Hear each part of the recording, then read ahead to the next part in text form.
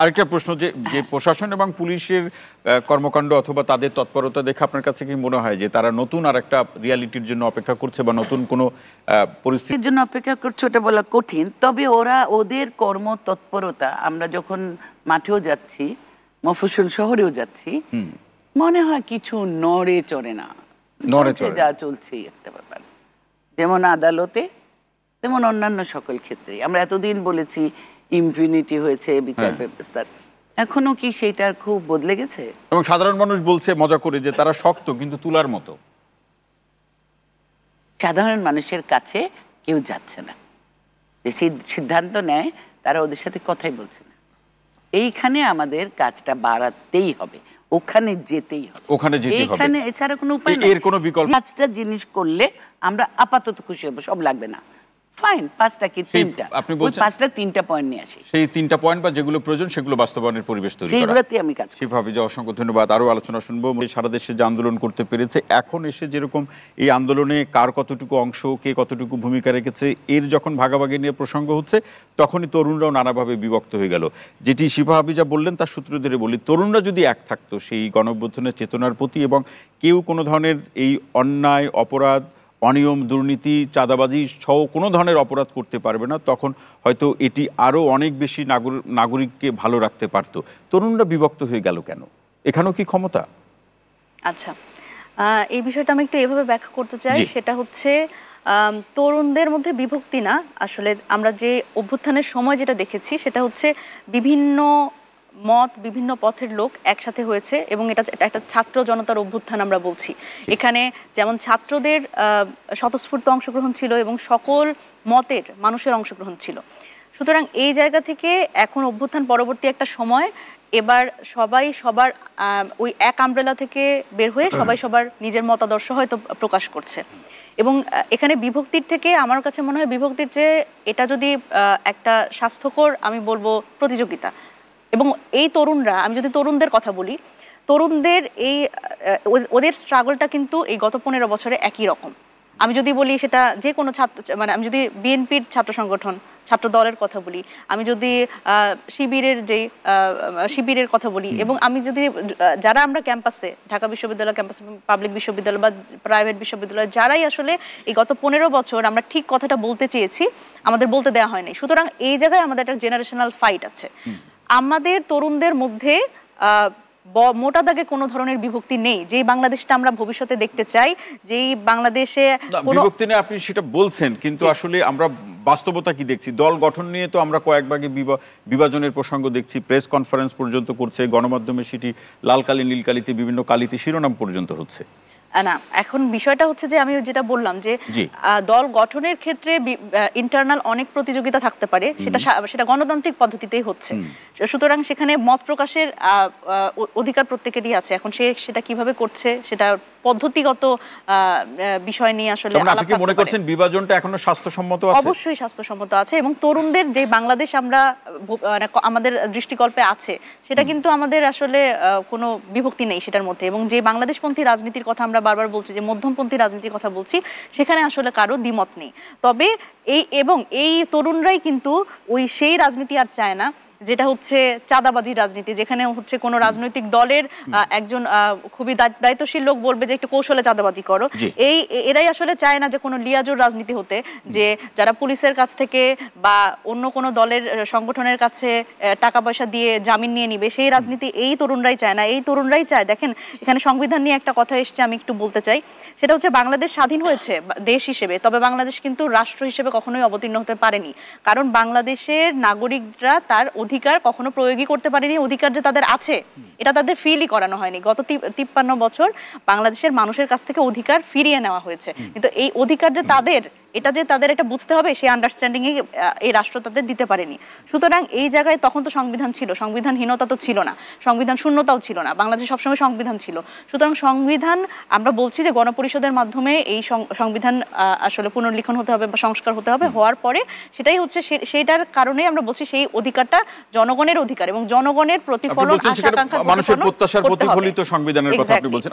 আরেকটি বিষয় মনে রাখবেন, যেটি দর্শক আমাদের, আমি যদি নামটা ভুল না করে থাকি, ফারুক ভাই যিনি সর্বশেষ সর্বশেষ ফোন করলেন, তিনি বলছেন যে এই রাজনৈতিক দলগুলোর সাথে সরকারের যে বিভিন্ন পর্যায়ের আলোচনা, সেখানে এই জাতীয় নাগরিক কমিটির প্রতিনিধি হিসাবে অথবা বৈষম্য বিরোধীর আপনাদের প্ল্যাটফর্মের প্রতিনিধিরা সেখানে থাকেন, এবং এই দর্শকের যে মন্তব্য বা তার যে পরামর্শ যে রাজনৈতিক দলগুলোর মধ্যে একটা সমন্বয় করে এই পরিস্থিতি খুব সহজে মোকাবেলা করা যেতে পারে। নির্বাচন সংস্কারের প্রশ্নে এখন রাজনৈতিক দলগুলোর সাথে সরকারের অবস্থা যে জায়গায় গিয়ে দাঁড়িয়েছে। দেখুন, আমাদের যিনি দর্শক ওনার সাথে আমি একটা বিষয়ে একমত যে আসলে রাজনৈতিক সদিচ্ছা লাগবে, এই সমস্যার সমাধানে রাজনৈতিক সদিচ্ছা লাগবে। এবং আমার মনে হয় যে আমরা দেখেন, আমরা জাতীয় নাগরিক কমিটি আমরা মাঠ থেকে প্রেশার দিচ্ছি, আমরা আজকে বসেছি বিভিন্নভাবে সরকারের সমালোচনা করছি, সরকারকেই প্রেশার দিচ্ছি যে এই অবস্থা থেকে বের হয়ে আসতে হবে এবং নাগরিককে একটা সুষ্ঠু সুন্দর দেশ উপহার দিতে হবে যেখানে আইন শৃঙ্খলার কোনো ঘাটতি থাকবে না, আইন শৃঙ্খলার। তো সেখানে কিন্তু আমরা বারবার করে কিন্তু সমালোচনা করছি যাতে একটা সুন্দর উপায় বের হয়ে আসে। কিন্তু আমাদের মনে হয় রাজনৈতিক যে দলগুলো আছে তাদের কিন্তু সরকারকে সহযোগিতাও করতে হবে, কারণ মনে রাখতে হবে যে এই সরকার একটা অভ্যুত্থান পরবর্তী সরকার এবং এই সরকারকে ব্যর্থ হতে দেওয়া যাবে না। এবং দেখেন, রাজনৈতিক দলগুলো আমরা অনেকেরই কথা শুনছি এরকম করে যে তারা নির্বাচনের জন্য জীবন বাজি রাখছে। আমি চাই যে রাজনৈতিক দলগুলোর এই আইন শৃঙ্খলা পরিস্থিতি যাতে স্বাভাবিক হয় এবং বাংলাদেশের মানুষ জানি সুন্দর একটা বাংলাদেশ পায়, এবং যেখানে আসলে কোথাও ছিনতাই হবে না, রাহাজানি হবে না, কোথাও কেউ কাউকে ছুরিকাঘাত করবে না, সেরকম একটা বাংলাদেশের জন্য তাদের জীবন বাজি রাখা দরকার। এই জায়গাতে যাদেরকে আপনি বলছেন যে নির্বাচনের জন্য জীবন বাজি রাখছে বা বাজি রাখবে বলে ঘোষণা করছে, তাদের বক্তব্য হলো নির্বাচিত সরকার আসলে এই পরিস্থিতি থাকবে না, এটা তাদের বক্তব্য। আচ্ছা, এখন নির্বাচিত সরকার আসলে যে আসলে এই ধরনের সমস্যা হবে না, এটা তো তারা আসলে কোনোভাবে কোনো গ্যারান্টি দিয়ে বলতে পারেন না। এবং আরেকটা ব্যাপার হচ্ছে যে এখানে যে গত 15 বছরে যা হয়েছে সেটা হচ্ছে যে নির্বাচিত সরকার তো এর আগেও ছিল। জি, এই ফ্যাসিবাদী সরকারের আগেও তো নির্বাচিত সরকার, একটা ভালো নির্বাচন যদি আমরা বলি সেটাও তো ছিল। কিন্তু আমরা মনে করি যে এই সমস্যার সমাধান হতে পারে একটা সংস্কারের মাধ্যমে, এবং এই ইনস্টিটিউশনগুলো ধ্বংস হয়ে গেছে সেগুলোর একটা সংস্কার দরকার, রিফরমেশন দরকার। এবং সেখানে কিন্তু রাজনৈতিক দলগুলোরও এই সরকারের সাথে সহযোগিতা করে একটা ঐক্যমত্যে পৌঁছাতে হবে, যেটা হচ্ছে হাফিজা আপা বললেন যে কতটুকু সংস্কার প্রয়োজন, এবং এখানে আসলে নির্বাচনটা ডিলে করা, রাজনৈতিক দলগুলোর ঐকমত্যে আসতে হবে যে ঠিক আছে, এবং তাদের কিন্তু এটা শপথও করতে হবে জনগণের সামনে যে ঠিক আছে আমরা যখন ক্ষমতায় আসবো আমরা কিন্তু এই কাজগুলো করব। এই জায়গাতে আমি যদি একটু ভিন্নভাবে দেখার চেষ্টা করি মনিরা শারমিন, যে সরকারের এই ছোট পরিসরে সরকারের পক্ষে তো সব তৃণমূল পর্যায়ে গিয়েও সেটি তো সময়ের সাথে তাদের কর্ম যে পরিধি অনেক সময় সেটি সম্ভব না, কিন্তু এই কাজগুলো তো আপনারা যারা শিক্ষার্থীরা আছেন দুটি প্ল্যাটফর্ম আপনারা করে দিবেন, কিন্তু সাধারণ মানুষের মধ্যে কিংবা বড় রাজনৈতিক দলগুলোর মধ্যে আলোচনা আছে যে আপনারা দল ক্ষমতা এই প্রসঙ্গগুলো নিয়েই এখন বেশি ব্যতিব্যস্ত। না, খুব স্বাভাবিকভাবে দেখেন, আমরা যখন জাতীয় নাগরিক কমিটি বা বৈষম্য বিরোধী ছাত্র আন্দোলন আমাদের রাজনৈতিকভাবে অবতীর্ণ হওয়ার কথা আসলে প্রথমেই কিন্তু আমরা চিন্তা করিনি, কিন্তু দেখেন আমরা যখন দেখেছি যে বারবার এরকম অভ্যুত্থান হয়েছে বাংলাদেশে, কিন্তু কোনো সময় কিন্তু ছাত্ররা আসলে এই সাহসটা দেখায়নি দল গঠনের। এবং এইটা আমরা মনে করি যে এটা একটা খুব গুরুত্বপূর্ণ পদক্ষেপ, কারণ সাধারণ মানুষ এই নতুন আমরা অভ্যুত্থানের মধ্যেই শুনেছি যে বিকল্প কে, এবার কেন বিকল্প কে এসছে, কারণ যেই রাজনৈতিক বন্দোবস্তগুলো এতদিন ছিল সেই পুরনো রাজনৈতিক বন্দোবস্তে এই দল কি নাগরিকের এক লাইনে শুনতে চাই, এই দল কি নাগরিকের নিরাপত্তা বা অধিকারের প্রশ্নে, নাকি এই গণঅভ্যুত্থানে যে নেতৃত্বে যারা ছিল তরুণরা বা শিক্ষার্থীরা তাদের নিরাপত্তার প্রশ্নে?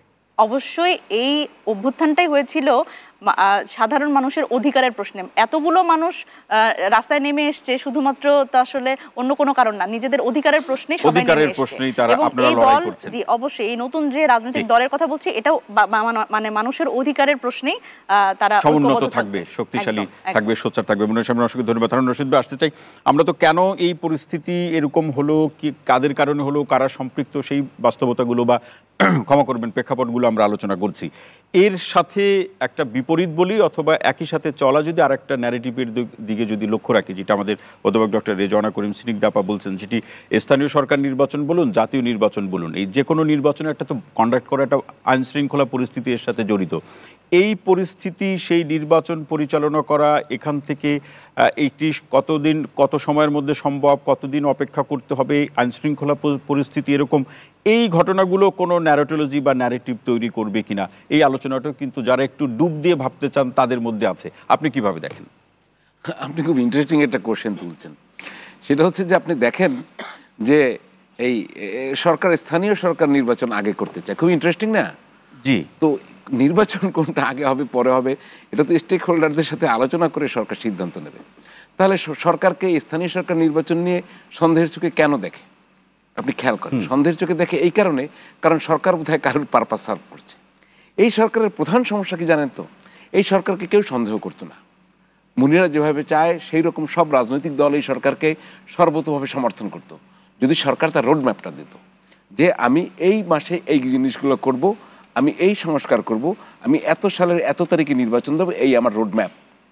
সরকার কিন্তু রোড ম্যাপ দেয় না। না, এখন তো নির্বাচন নিয়ে সরকার তো বলছে ডিসেম্বরের মধ্যে, অথবা প্রেস সচিব বললো ডিসেম্বর অথবা সর্বোচ্চ আগামী বছরের, না 2 বছরে এই কাজটা করবো। যদি আপনি ওপেন করেন তাহলে 2 বছরে কি কাজ? আমি এইটুকু সংস্কার করতে চাই, আমি এইভাবে নির্বাচন করতে চাই, এর ভিতরে কেউ নতুন রাজনৈতিক দল আসলে তাদের জন্য নিবন্ধনটা ওপেন রাখতে চাই। এটা সব স্টেক হোল্ডার রাজনৈতিক আলাপ করে সেই যে রোড ম্যাপটা সরকার গঠন করতো, ওইটার ব্যাপারে ঐক্যমত দরকার ছিল। ওইটা আলো দেওয়ার চেষ্টা করেছে। চাপিয়ে দেওয়ার চেষ্টা আপনি যখন করবেন তখন সন্দেহ বাড়বে। কথা নাই বার্তা নেই, হঠাৎ করে স্থানীয় সরকার নির্বাচন কোত্থেকে আসে? আপনি খেয়াল করবেন এর সাথে একটা মিল আছে। আপনি উপজেলা চেয়ারম্যান বা অন্যান্যদের বাদ দিলেন, হঠাৎ করে একজন সমন্বয়ক বলল ওদেরকে ফিরিয়ে দেওয়া উচিত। এই কথা কি গণতান্ত্রিক অধিকার প্রতিষ্ঠার জন্য বলছেন? এই কথার পেছনে কোনো স্বার্থ আছে? আবার খেয়াল করবেন হঠাৎ করে একজন উপদেষ্টাকে স্থানীয় সরকার মন্ত্রণালয় দিয়ে দেওয়া হলো, গুরুত্বপূর্ণ মন্ত্রণালয়। তিনি এটার ক খ কিছু বোঝেন কিনা জানেন। তার টার্গেটটা কি? টার্গেটটা হচ্ছে, এখন আমি খুব ক্লিয়ারলি, একদম সময় নেই, একদম ক্লিয়ারলি টার্গেটটা হচ্ছে ন্যাশনাল ইলেকশনের আগে যারা এই ইলেকশনটা করতে চায় তারা তৃণমূল একটা অবস্থান তৈরি করতে চায়। That is new political party.